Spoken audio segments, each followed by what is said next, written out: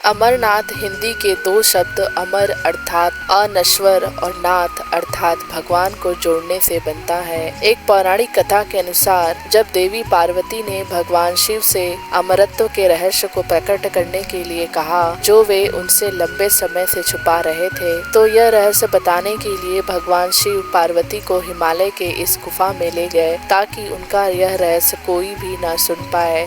और यही भगवान शिव ने देवी पार्वती को अमृत का रहस्य बताया था। पुराणों में वर्णित है कि एक बार माता पार्वती ने भगवान शिव से पूछा, आप अजर अमर हैं और मुझे हर जन्म के बाद नए स्वरूप में आकर फिर से वर्षों की कठोर तपस्या के बाद आपको प्राप्त करना होता है। मेरी इतनी कठोर परीक्षा क्यों? और आपके कंठ में पड़ी यह नर मुंड माला तथा आपके अमर होने का रहस्य क्या है? भगवान शिव ने माता पार्वती से एकांत और गुफा स्थान पर अमर कथा सुनाने को कहा, जिससे कि अमर कथा कोई अन्य जीव न सुन पाए, क्योंकि जो कोई भी इस अमर कथा को सुन लेता वह अमर हो जाता। पुराणों के मुताबिक शिव ने पार्वती को इस परम पावन अमरनाथ की गुफा में अपनी साधना की अमर कथा सुनाई थी, जिसे हम अमृत कहते हैं। भगवान भोलेनाथ ने अपनी सवारी नंदी को पहलगाम पर छोड़ दिया, जटाओं से चंद्रमा को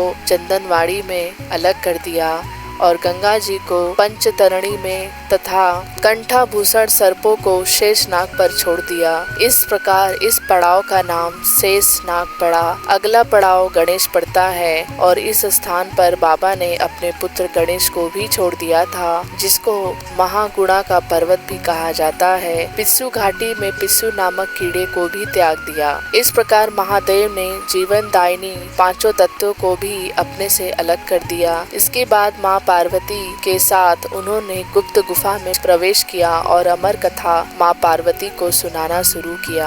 कथा सुनते सुनते देवी पार्वती को नींद आ गई और वह सो गई, जिसका शिव जी को पता नहीं चला।